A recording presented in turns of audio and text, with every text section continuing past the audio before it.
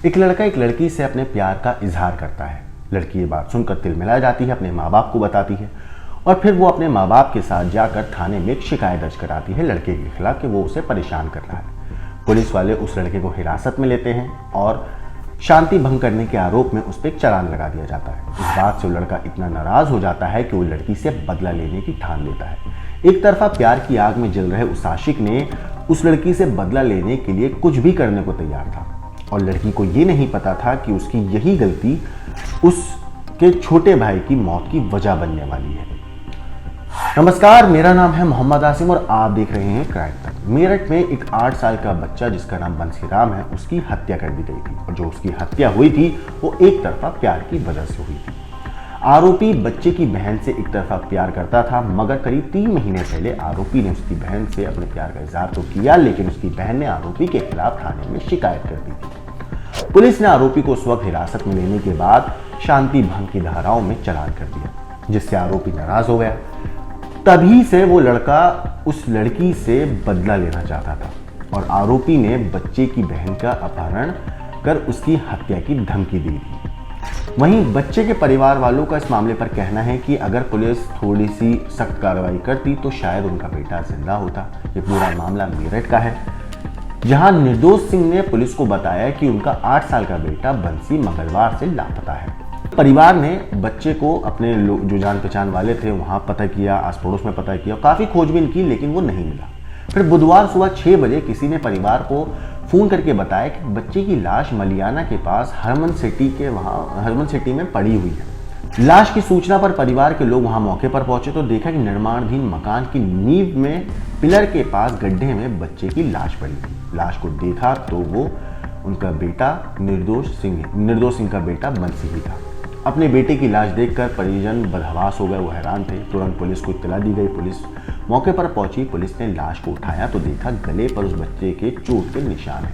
इसे देखकर लग रहा था कि किसी ने उस मासूम का गला दबाकर उसकी हत्या की है।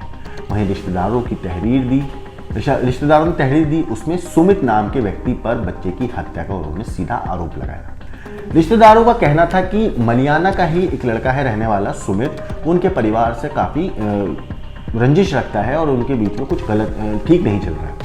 उसने पहले भी जान से मारने की धमकी दी है और हमारे बेटे की हत्या उसी ने की है। जो बंसी है उसकी एक बड़ी बहन है। पुलिस ने सुमित के खिलाफ मुकदमा कायम किया और उसकी तलाश शुरू कर दी, जिसके बाद अधिकारियों ने 3 टीमों का गठन करके आरोपी की तलाश में हर तरीके की मुमकिन प्रयास किए। पुलिस की एक टीम मृतक के मकान और घटनास्थल के आसपास लगे सीसीटीवी कैमरा खंगालकर हत्यारे तक पहुंचने की कोशिश कर रही थी। तो वहीं पुलिस की एक और टीम बुधवार देर रात सुमित को गिरफ्तार कर पूछताछ शुरू कर दी थी। कई घंटों तक चल रही पूछताछ में सुमित खुद को बेकसूर बताता रहा। पहले वो अपने जुर्म से मना करता रहा, टालमटोल करता रहा, बातें घुमाता रहा। उसका कहना था कि उसे हत्या के बारे में कुछ नहीं पता। पुलिस ने इस मामले में कई और युवकों को हिरासत में फिर लिया। फिर पूछताछ हुई। इसके बाद रात करीब 9 बजे तक सुमित पुलिस को यही कहता रहा कि उसने बंसी को नहीं मारा, मगर उसके बाद सुमित ने हत्या की बात कबूल कर ली जब पुलिस ने थोड़ी सख्ती दिखाई।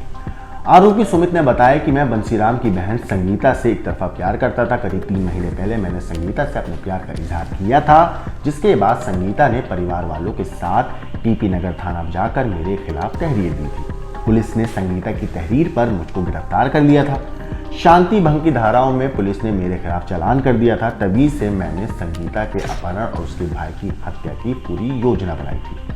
संगीता को उसकी रिश्तेदारी में हरियाणा भेज दिया गया था, जिसके बाद मैंने ठान लिया था कि संगीता को तो मैं बाद में देखूंगा, पहले उसके भाई की हत्या कर दूंगा। मंगलवार सुबह से ही मैंने उसके मकान के आसपास घूम रहा था उसके मकान के आसपास। दोपहर को अपने 3 साथियों के साथ मिलकर 8 साल के बच्चे बंसीराम का मैंने अपहरण किया। इसके बाद शाम को उसकी हत्या करके शव को गड्ढे में फेंक दिया। पीड़ित परिवार का आरोप है कि वो तभी से थाने में पुलिस से अपने बेटे की सुरक्षा की गुहार लगा रहे थे जब उनको पहली बार इस मामले में धमकी मिली थी, लेकिन पुलिस ने मामले को गंभीरता से नहीं लिया और उसका परिणाम बंसीराम की हत्या के रूप में सामने आ गया।